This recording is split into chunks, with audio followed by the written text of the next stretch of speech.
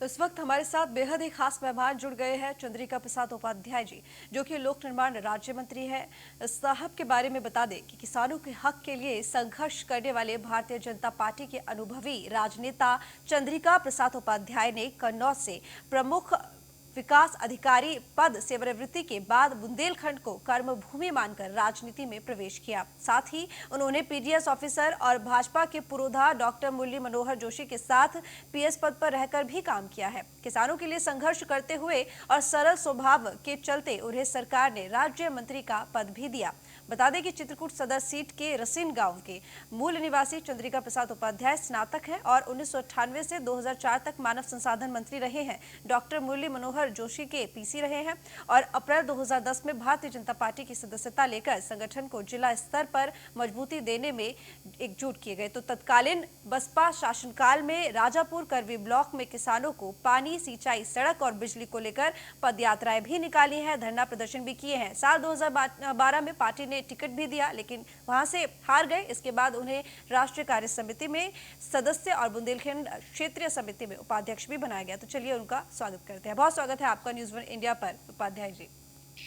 धन्यवाद जी उपाध्याय जी, क्योंकि बुंदेलखंड में किसानों के लिए आंदोलन करके आपने एक अलग पहचान अपनी बनाई है। ऐसे में फिलहाल अगर देश में इस वक्त सबसे ज्यादा ज्वलंत मुद्दे की बात करें तो वो किसानों का आंदोलन ही है, प्रदर्शन ही है। एक बार फिर से किसान सड़क पर है। मांग है उनकी जो वो 3 बिल केंद्रीय सरकार ने पास किए, जिनको वो काला कानून बता रहे हैं। मैं आपसे इस पर राय जानना चाहूंगी। किसानों का जो आंदोलन चल रहा है उसमें मुख्यतः पंजाब के किसान हैं और कुछ किसान यूनियन के अन्य प्रांतों के भी लोग हैं, लेकिन पूरे भारत का किसान आंदोलित नहीं है। एक बात तो ये है कि जो 3 कृषि कानून बनाए गए हैं तो तीनों ही किसानों के हित में है। केवल पंजाब में इस बात को लेकर के आंदोलन पहले भी चल रहा था और आज भी पंजाब के किसान दिल्ली आए हुए। सरकार ने उन्हें वार्ता के लिए आमंत्रित किया है। सरकार उनकी बात सुनने को तैयार है और जो उसमें किसानों का ऐसा कोई मुद्दा होगा जो किसानों के हित में नहीं होगा उसकी सरकार मानने की भी तैयार है। लेकिन अभी किसानों से वार्ता नहीं प्रारंभ हो पाई है। कल भी कहा गया था, आज भी कहा गया है कि आप आए, वार्ता करें। 3 तारीख पहले से तय थी। हमारे कृषि मंत्री जी और हमारे गृह मंत्री जी उनसे बात करेंगे, उनकी समस्याओं का निदान। ठीक उपाध्याय जी, जिस तरीके से किसान कह रहे हैं कि हमें बातें नहीं चाहिए बल्कि हमें जगह चाहिए कि हमें वहां जाकर प्रदर्शन करना है। उसके बाद उनकी मांग है कि सरकार बहला फुसला रही है, उनको बातों में नहीं आना है। अगर उत्तर प्रदेश के किसानों की बात की जाए तो उनकी मांग ना सिर्फ ये कानून है बल्कि उनकी मांग ये है कि गन्ने से जुड़ा भुगतान समय पर नहीं होता है। उनकी मांग है कि धान खरीद को लेकर उनकी समस्या है। उनकी कई सारी मांगे हैं, लेकिन हालांकि पंजाब और हरियाणा के किसान सड़क पर सिर्फ इसलिए उतरे हैं क्योंकि उनको इस कानून से प्रॉब्लम है, जो 3 कानून आए कृषि कानून। लेकिन उत्तर प्रदेश के किसानों की बहुत सारी समस्याएं हैं। उन समस्याओं का निपटारा कैसे होगा?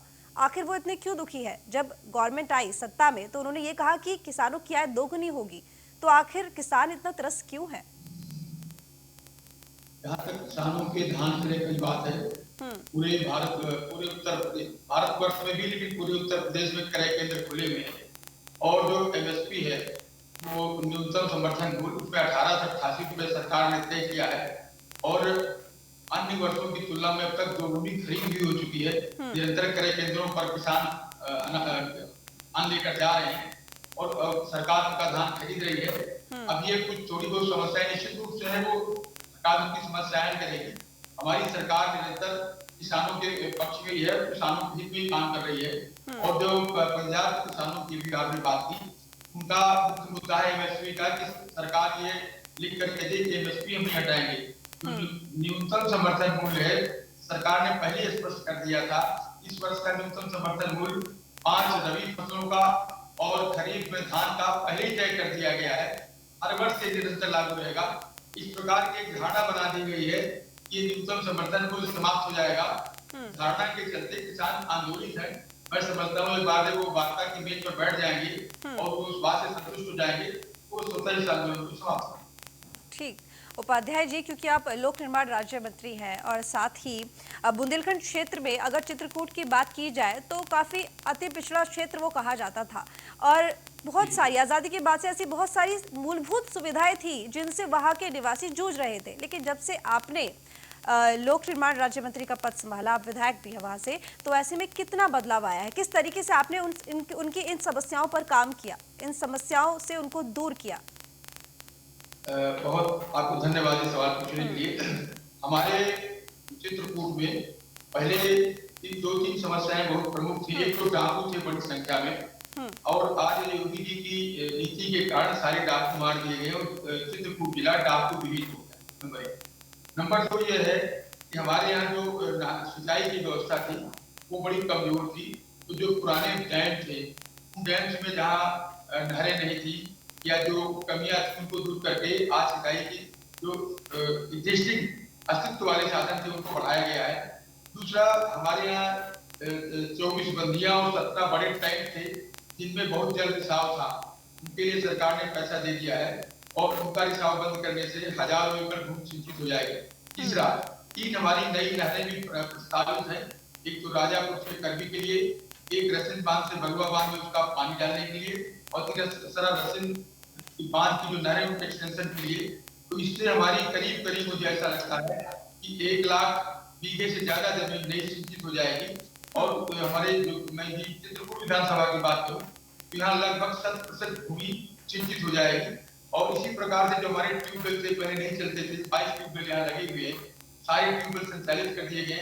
400 से अधिक हमारे छोटे ट्यूबवेल चित्रकूट विधानसभा में और 250 से अधिक ट्यूबवेल हमारे विधानसभा में उनको बिजली की आपूर्ति कराकर, क्योंकि बिजली पहले कम आती थी और डिम आती थी। कब 18 घंटे की बिजली मिलती है और उनको जो बिजली है वो फुल पावर मिलती है। तो सारे किसानों को सिंचन क्षमता बहुत बढ़ी है। जहाँ हमारी सिंचन क्षमता पहले 40-42% थी, अब वो 60% से अधिक हो गई है। मैं आशा करता हूँ कि जब 1.5 साल का सरकार का कार्यकाल पूरा होगा तब तक हमारी चित्रकूट जिले की सिंचन क्षमता 80% से अधिक हो जाए। उपाध्याय जी, मैं एक बार आपसे यहाँ पर एक बार फिर से किसान के मुद्दे पर जाना चाहूंगी, क्योंकि अभी हमने मूलभूत सुविधाओं के बारे में बात करी और आपने बताया कि किस तरीके से आपने इस पद पर आने के बाद काम किया और उन समस्याओं को दूर किया। लेकिन ये तमाम बातें जो कही जाती हैं कि ये सुविधाएं किसानों को दे दी गई हैं, उसके बावजूद जब किसान सड़क पर उतरा है तो बहुत सारी समस्याएं उसके सामने आखिर क्यों है? वो झूठ तो बोलेगा नहीं, कहीं ना तो कहीं वो इन समस्याओं को झेल रहा है, तो आखिर उन पर कैसे काम होगा? किस तरीके से किसान खुशहाल हुआ? आपने स्वयं ही कहा कि हमारी सरकार की योजना है कि 2022 तक किसानों की आय दोगुनी हो जाए। इसलिए हर वर्ष उसका जो न्यूनतम समर्थन मूल्य है सभी फसलों का, चाहे रबी की हो चाहे खरीफ की हो, हर साल उनका समर्थन मूल्य सरकार बढ़ाती है। एक दूसरा ये है कि जो उसमें इनपुट्स है, खाद है, बीज है या अन्य जो साधन है, उन सब की कीमत भी घटा रही है। इनपुट की कीमत घटाना और उनके लागत को घटाना तथा जो उनका उत्पाद है, जो फसल पैदा करता है, उसको अधिक कीमत पर खरीदना, ये सरकार निरंतर कर रही है। इसके अलावा जैसे किसानों के लिए बिजली चाहिए और अन्य जो उनकी सुरक्षा के साधन है, या बिजली जैसे किसान को पहले रात में मिलती थी, हमारी सरकार ने उनको दिन में बिजली देना इसलिए शुरू किया कि रात में जब किसान खेत में पानी लगाता है तो कई बार ठंड लगने से उनको बीमारी या परेशानी होती है। तो सरकार उन तमाम चीजों को दूर कर रही है। फिर भी जो किसान मुद्दे उठाते हैं, ये उनके मुद्दे जो जायज हैं उनको सबको किसान हल करेगी। हमारी सरकार किसानों के पक्ष में है, किसानों के विरुद्ध नहीं है। और उनसे जो आंदोलन करते हैं तो हमको उस नहीं लेते हैं जो कोई हमारा विरोध कर रहे हैं, हमें मानते हैं उनकी जो वास्तविक समस्याएं हैं उसको हाईलाइट कर रहे हैं, उसको सामने ला रहे हैं, उसको हम सब हल करेंगे। ठीक, उपाध्याय जी, जब से अब अयोध्या में भी राम मंदिर का निर्माण हो रहा है तो अब क्या माने, क्योंकि चित्रकूट से भी भगवान राम का गहरा नाता है और आप तो उस क्षेत्र के विधायक भी हैं, और किस तरीके से अब चित्रकूट का विकास कार्य आगे किया जाएगा, किस तरीके से चित्रकूट को विकसित किया जाएगा, मैं आपसे जानना चाहूंगी। चित्रकूट में भगवान राम 11.5 वर्ष तक यहाँ कामदगिरी पर्वत पर रहे थे और 11.5 वर्ष के बाद यहाँ से दक्षिण के लिए प्रस्थान किया था। और 11.5 वर्ष जब वो यहाँ थे तो कोई भी घटना उनके जीवन में नहीं घटी। माता जानकी के साथ वो बड़े आनंद पूर्वक यहाँ रहे थे। लेकिन जब वो चले गए तब पूरी जो लंका कांड से लेकर सारी बातें हुई, अपहरण सीता जी का राक्षसों से युद्ध हुआ, सब हुआ।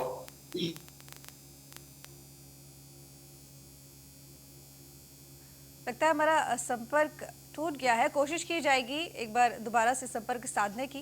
तो हम बात कर रहे हैं लोक निर्माण राज्य मंत्री चंद्रिका प्रसाद उपाध्याय जी से। उपाध्याय जी, हमारा संपर्क टूट गया था, एक बार से दोबारा जुड़ गए। आपको आवाज मिल पा रही है ना मेरी?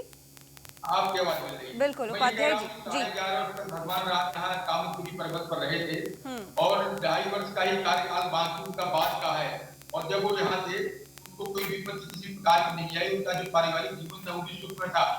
अब जब राम मंदिर का निर्माण प्रारंभ हो गया है, हमारे माननीय मुख्यमंत्री 6 बार चित्रकूट आ चुके हैं, 7वीं बार आने वाले हैं और 2 बार उनकी कामदगिरी की परिक्रमा भी कर चुके हैं। भगवान राम का निवास कामदगिरी में होने के कारण लोग उसमें परिक्रमा करते हैं, खड़े खड़े भी और लेटे लेटे भी दंडों की परिक्रमा भी करते हैं। बड़ा बहुत पवित्रता के भाव से लोग परिक्रमा करते हैं, बड़ा महत्व उसका। उसमें माननीय योगी जी ने बहुत सारे काम किए हैं।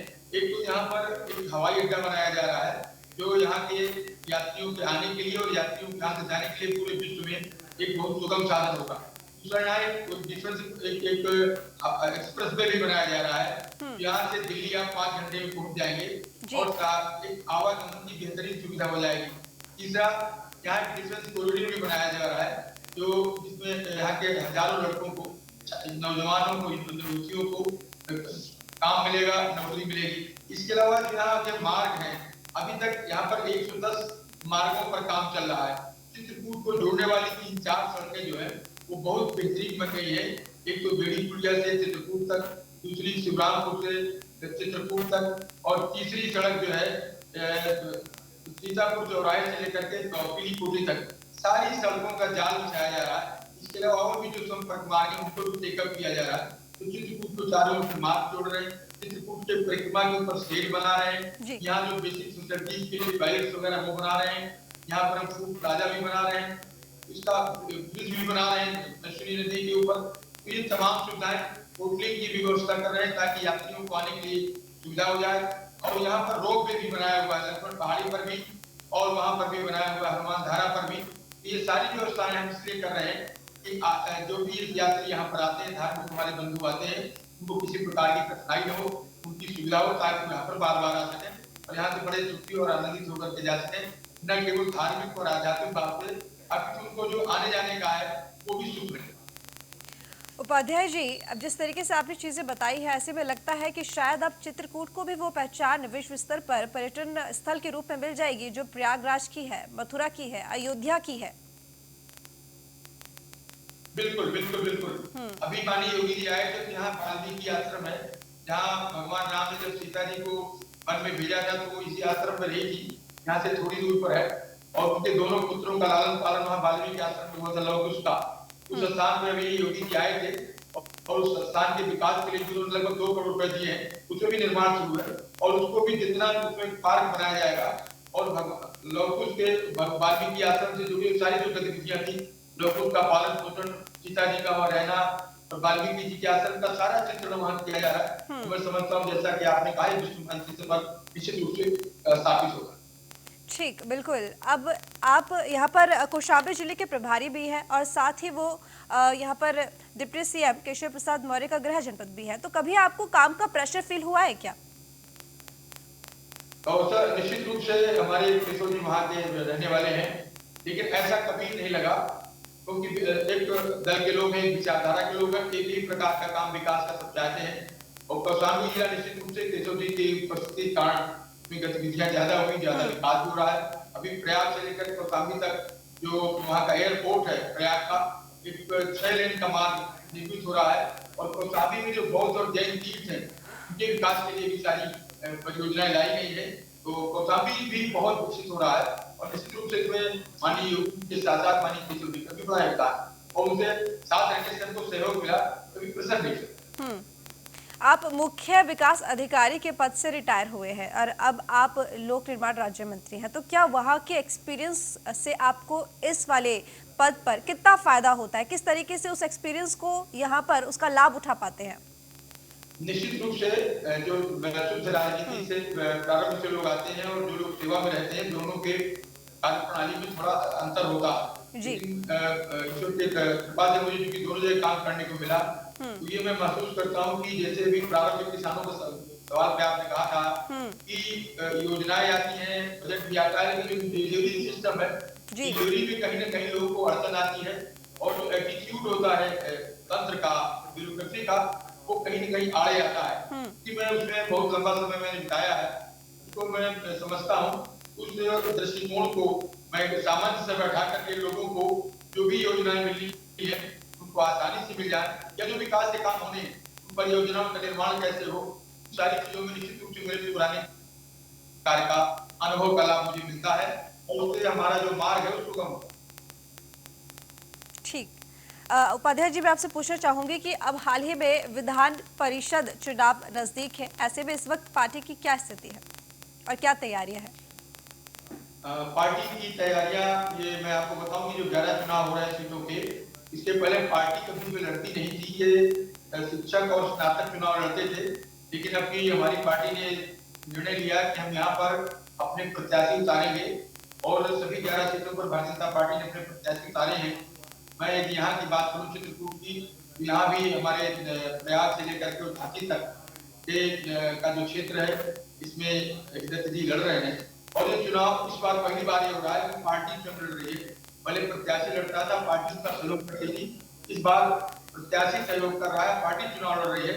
उसके लिए जगह जगह जो बैठकें हैं, उस लेवल की मतदाता सम्मेलन है, और जो विभिन्न शिक्षक है, वकील है, उनके साथ संपर्क का काम है, वो सारी चीजें पार्टी अपने लेवल पर कर रही है। और मैं समझता हूँ कि हमारे जो प्रत्याशी है, पिछली बार से भी मतों से यही होंगे, क्योंकि पार्टी ने अपनी जो उसका कमान है अपने हाथ में ली हुई है, और पार्टी अन्य चुनावों की भांति में पूरा प्रबंधन का काम देख रही है। बहुत अच्छी विजय होगी, विजय। ठीक। उपाध्याय जी, अब हाल ही में ग्राम पंचायत चुनाव भी नजदीक है और कल ही मुख्यमंत्री योगी आदित्यनाथ ने कई सड़कों का शिलान्यास भी किया है। अगर सड़कों की स्थिति की बात की जाए इस वक्त प्रदेश की, तो वो कैसी है? क्योंकि गड्ढा मुक्त सड़कें बनाने की बात की गई थी सरकार की तरफ से। ठीक कह रहे हैं आप। गड्ढा मुक्ति की बात जब सरकार कभी से की है, उसका प्रयत्न भी होता रहता है, लेकिन मैं ये नहीं कहता कि सब कुछ ठीक हो गया। लेकिन मैं ऐसा महसूस करता हूँ कि 80 से लेकर 85% तक हमारे सड़कें गड्ढा मुक्त है। दूसरा, यदि मैं सड़कों की बात करूँ, तो जो प्रधानमंत्री ग्राम सड़क योजना है, और हमारी जो स्टेट हाईवे है, NHAI है, जो राज्य मार्ग है या केंद्रीय जो मार्ग है, इनमें 5-7 तरह का पैसा आता है। केंद्रीय निधि का भी आता है, जिला योजना का भी आता है, विश्व बैंक का भी आता है। इसमें विभिन्न योजनाओं से सरकार की मंशा और प्रयास है। अब मैं यदि आपको मानक की बात करूं, तो 250 की आबादी पर हमें सड़क बनाना है, सिंगल कनेक्टिव, यदि वो कहीं से नहीं जुड़ा, एक तरफ उस गांव को जोड़ देना है। इस प्रकार के हम काम कर रहे हैं। ये हमारा प्रयास है कि जब हमारी सरकार का कार्यकाल 5 वर्ष पूरा होगा, तो इस प्रकार का एक भी गांव न रह जाए जो मानक में आता है कि 250 की आबादी वाला गांव अभी जब कहीं से नहीं जुड़ा, उसको सबका जोड़ने का प्रयास कर रहा है। लेकिन अपनी विधानसभा की बात करूँ चित्रकूट की, यहाँ अब तक 38 गांव ऐसे बचे हैं जो कि अभी तक कहीं से जुड़े नहीं है, तो सबके प्रावधान चले गए हैं। और मैं समझता हूँ कि एक महीने के अंदर हमें स्वीकृति मिल जाएगी, और अगले जून के महीने तक सब में कार्य निर्माण पूरा हो जाएगा। और मेरी विधानसभा में अभी 110 सड़कों पर इस समय काम चल रहा है। तो मैं समझता हूँ इसी प्रकार से हर विधानसभा में, हर जिले में सड़कों के निर्माण का कार्य हो रहा है। हमारी सरकार की यही मंशा है कि बिजली, पानी, सड़क सबको पहुंचा दिया जाए। आप जानते हैं कि हर घर योजना आ गई, प्रत्येक घर में नल लगाना, बिजली से पहले घर दे चुके हैं, तो प्रत्येक मजरे तक हमको सड़क पहुंचाना है। आपको ध्यान होगा, पहले जब सड़कें बनी तो 500 का मानक था कि 500 की आबादी वाले प्रत्येक गाँव को प्रधानमंत्री ग्राम सड़क योजना जोड़ेंगे। और आज मुझे बताते हुए प्रसन्नता हो रही है कि 500 तक की आबादी का कोई गांव शेष नहीं है जहां सड़कें ना हो। अब हमने 250 का मानक लिया है, उसमें भी काम। ठीक। चंद्रिका प्रसाद उपाध्याय जी, आपका बहुत धन्यवाद, आपने हमें अपना कीमती समय दिया, न्यूज़ 8 के साथ जुड़ने।